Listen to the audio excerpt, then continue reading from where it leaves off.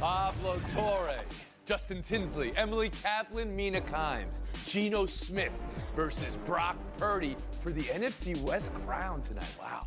Also the latest on Steph's shoulder and whether snow will take out Tua in Buffalo Saturday night. Check out how Shaq Lawson dressed for practice today. Love that. Let's go. The parka. Ooh. There's no such thing as bad weather. Well, the fur underneath the helmet is like those collars linebackers used to wear in the 80s. You know, didn't do anything. We'll start with 49ers and Seahawks. Niners are 9-4 and can clinch it all in the NFC West tonight with a win. Seattle's lost 3 of 4, desperately needs to get back to where they were about a month ago if they want to hold on to playoff hopes. Another look at Purdy. He gets the start. This time without Deebo Samuel, though, for the whole game. Mina Kimes, around the horn to you. What's on the line tonight for each of these teams? Well, as you said, the 49ers can win the division, but I think there's more on line for the Seahawks because they are on the playoff bubble. And if they lose this game, they're probably going to depend on other teams to get in. Unfortunately for Seattle, this is an awful matchup. We just saw the Seahawks defense get bulldozed by Carolina on the ground. Now they have to face the running back that Carolina traded away, who has revitalized this Niners rushing attack. They can't stop them on the ground. They also can't stop them through the air on passes to running backs. The Seahawks defense ranks 32nd in first down rate, 32nd in yards per carry, 32nd in EPA. You get the drift. So it's going to be a tough road for that defense. And Brock Purdy probably won't have to do that much to win. Emily Kaplan, after hearing all that, what's on the line tonight for the Seahawks or for the Niners? Well, Brock Purdy won't have to do so much, but I think that this is a really big litmus test if this can be the guy that can carry them through the playoffs, because so far all Brock Purdy has been is an amazing story. It's so clear that the 49ers support him and trust him, and Shanahan's staff is allowing him to do things they typically don't let quarterbacks do. I mean, he has 2 touchdown passes already of over 25 yards. Garoppolo had 0 of them, but he's never played on the road, never in a hostile environment. He's never been in a game where he's trailing. That's potentially could happen. So let's see what this kid has. And of course, as Mina mentioned, the Seattle run defense is very porous. I apologize to you, Mina, for having to bring that up again. I know that's really painful, but they've allowed 667 rushing yards in the last 3 games, so he'll be well supported. But let's see what Brock Purdy has. Justin Tinsley. Yeah, I mean, everybody's mentioned it thus far. Everything's on the line for Seattle. Like, if they lose, obviously San Francisco wins the game, and then you have to deal with the madness that is the wild card chase. So Seattle has to have a lot go their way, but the return of Kenneth Walker tonight is massive. Between weeks 3 and 9, they averaged nearly 160 rush yards a game, and without him, that offense really fell off a cliff. And I can't think of anybody more excited for Walker's return than Geno Smith, who's been one of the better passers this year against zone coverage. And obviously San Francisco plays a lot of zone, but when you go back to their week 2 matchup, he was 23 of 27 against the zone against San Francisco. He didn't throw a touchdown, but he didn't turn the ball over either. So yes, when you look at this, Seattle has to stop San Francisco's run defense.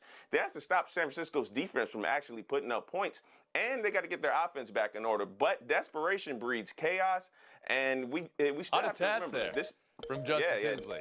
And there's a philosophy there. Talk the most, get the most points on and around the horn. Where have I heard that from before? Pablo Torre, join us. Yeah, much of the dismay of the philosopher there, Min Kimes and Mina. Yeah, the whole, like, gluten-allergic Seahawks being fed the unlimited breadsticks of Kyle Shanahan's offense is bad. Okay. Right? All right. It's Thank bad. you, Pablo. Very But beyond that, it actually gets worse, because as much as Brock Purdy has been a focus in terms of quarterbacks, let's keep in mind Geno Smith has been the answer for the Seahawks. He's also a guy on a 1-year deal with an offseason approaching as to whether, like, he's going to be the solution longer term. And he's been great, but he has 8 picks, 2 lost fumbles, and half of those in totality have come over the last 3 games. So the fragile referendum on quarterback is not just on the Niners side of the ledger, it's also with the Seahawks and how you feel about this guy that you might have to commit to as a result of how he finished this season. Mina, you want to address that?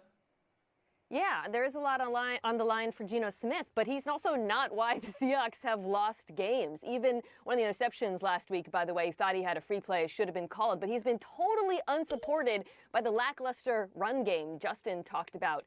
Unfortunately, that run game really needs to step up tonight because against this Niners defense, you do not want to be in second or third and long, letting Nick Bosa and company Well, tee that run off. game So is that's really healthier. good for Seattle. So maybe there's something there, but Mina Kimes, I'm sensing, and I just saw NFL Live, but I'm sensing you're going with San Francisco.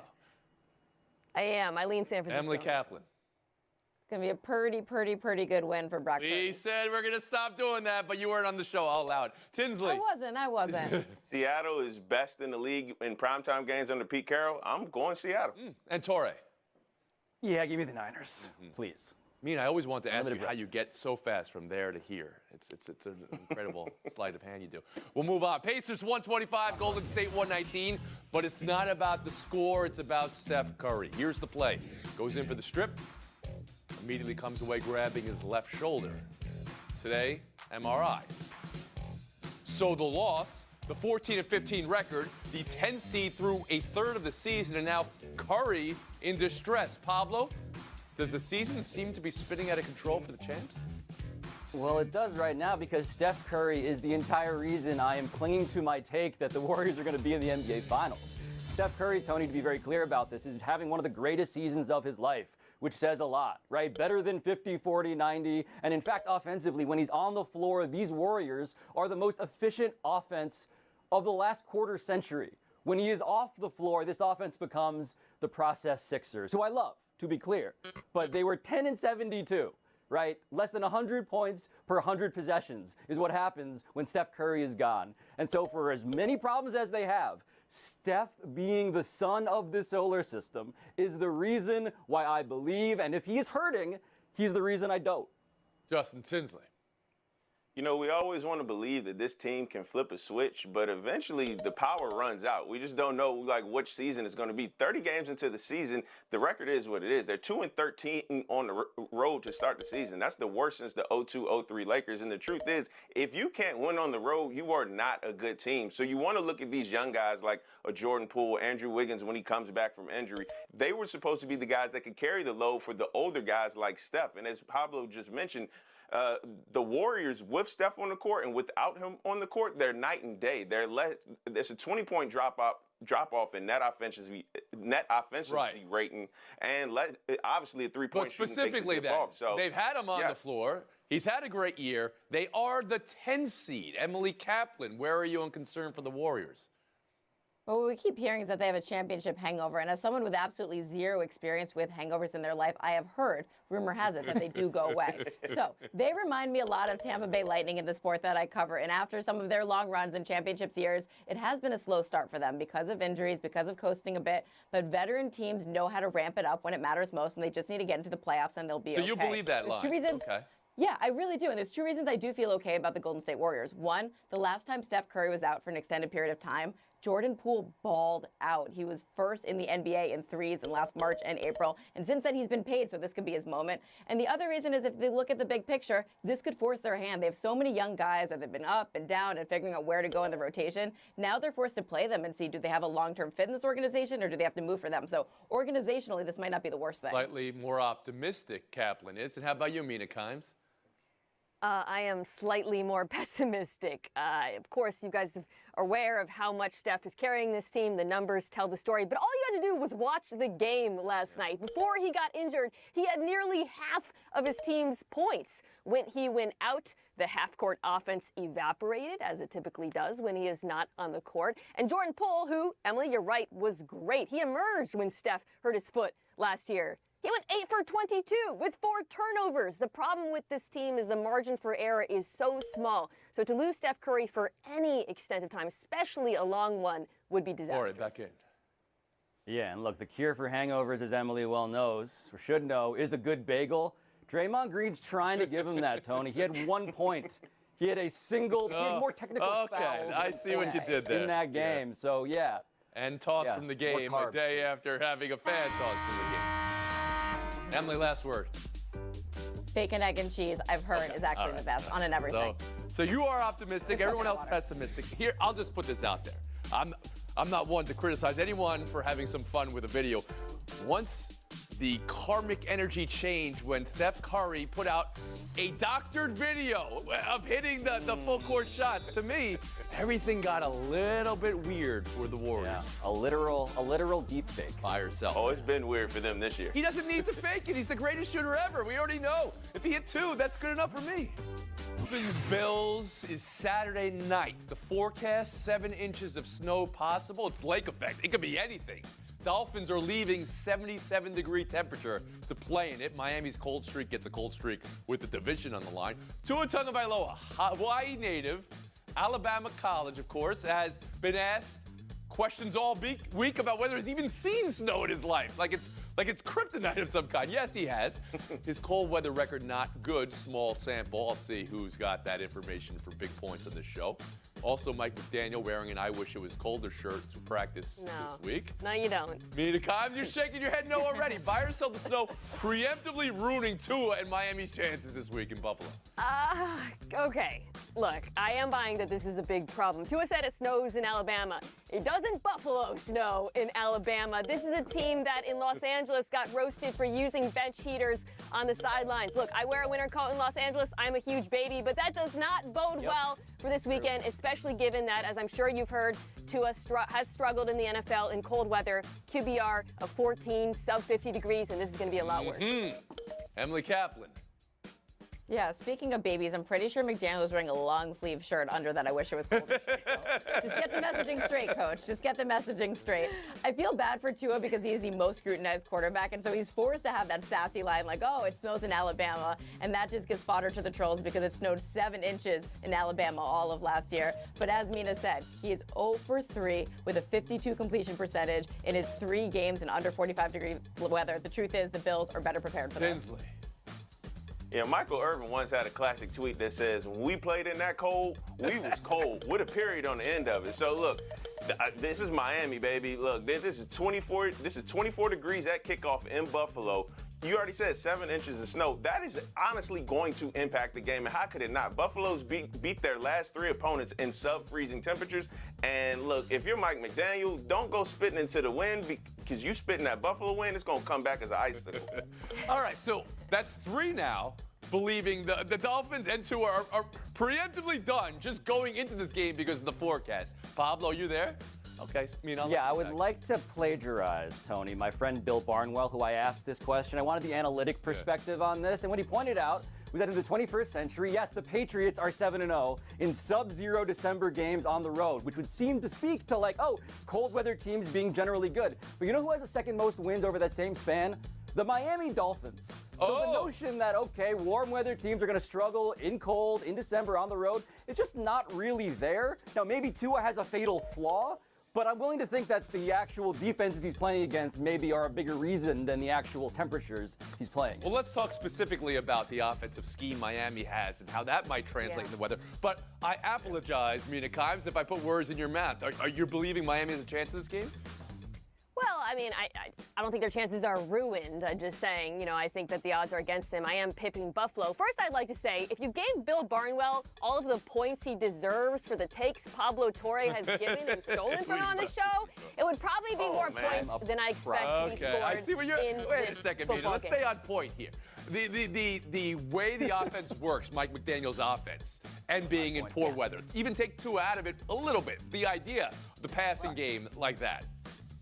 It's interesting. So defenses have been pressing, your corners have been pressing on the Dolphins, wide receivers, basically disrupting the timing of this beautiful offensive machine. The counter to that, one of the many counters, is to run the football more, which incidentally might be something they have to do in this weather anyway. Though there is an old adage, maybe you've heard this, covering the game as well as you do, that in the snow, you can pass the ball because receivers know where they're going. They have their footing.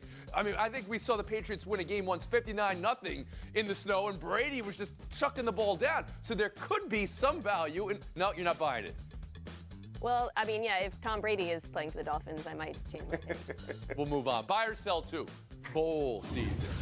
It starts tomorrow. Hometown Lenders Bahamas Bowl and Duluth Trading Cure Bowl. Can any of you name the teams in those bowls? We'll see for points. Wall Street Journal today, college football might be headed for the ugliest bowl season ever. Lane Higgins wrote it. I'll just throw in a line here, an irritable bowl system. We've been accustomed to bowls with players opting out, but transfer portal hopefuls moving on is a much larger number. Maybe that's playing into it. Higgins posits. Emily, buy or sell the transfer portal preemptively ruining bowl season?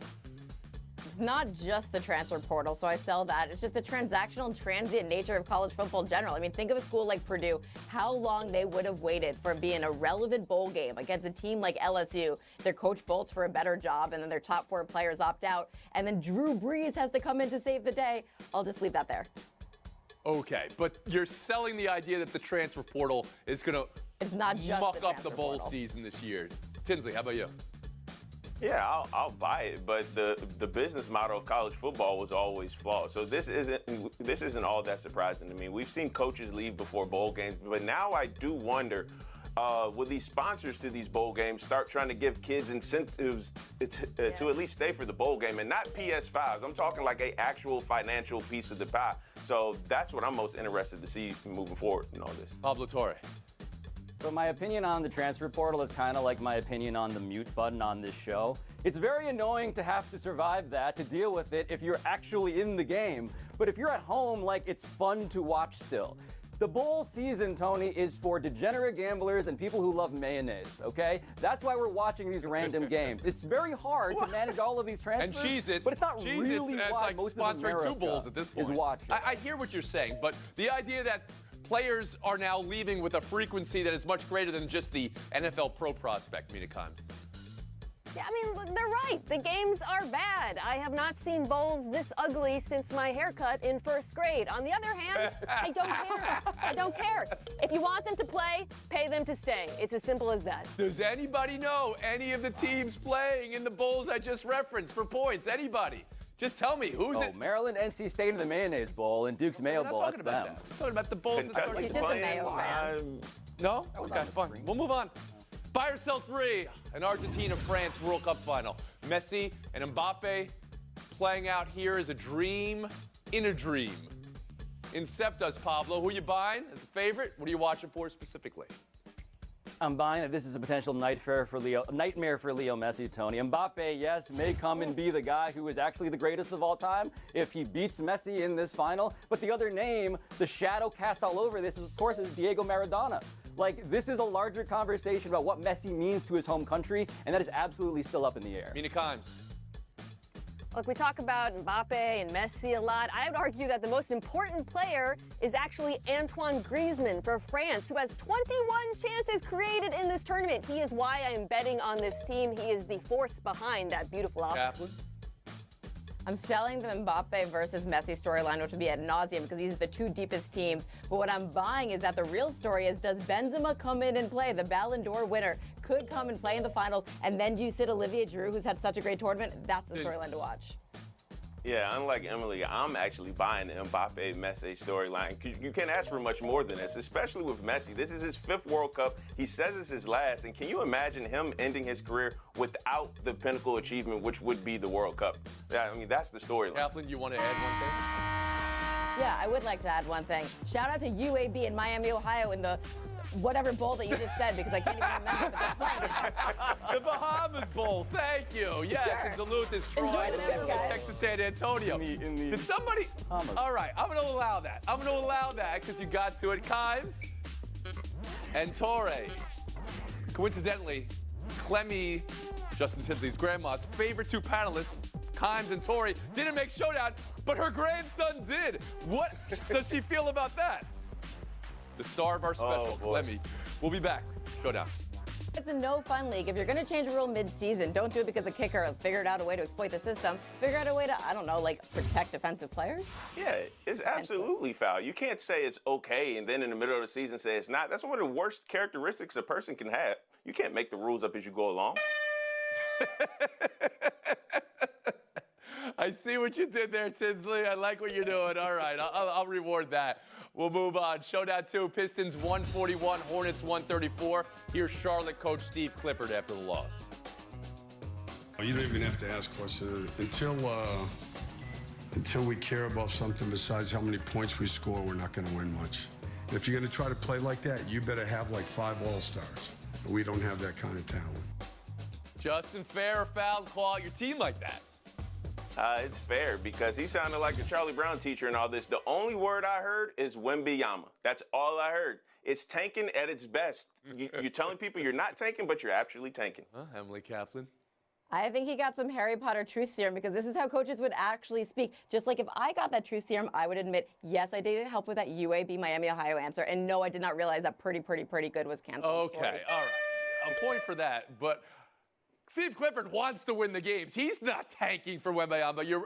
But that's what all Charlotte fans heard. You're right about that, Tinsley. 30 seconds of face. I got to give a shout out to one of the greatest movies of all time, one of the most important pieces of work of my lifetime. House Party was inducted into the Library of Congress as one of the irreplaceable parts of American culture. And I got to give a shout out to the director, Reggie Hudlin, Martin Lawrence, Tisha Campbell, Kid and Play, the late, great John Witherspoon, and Robin Harris. One of the greatest movies of all time. Can't wait to show my sons. Thanks for coming around. We're on a 23.5-hour break. We'll see you tomorrow. Christopher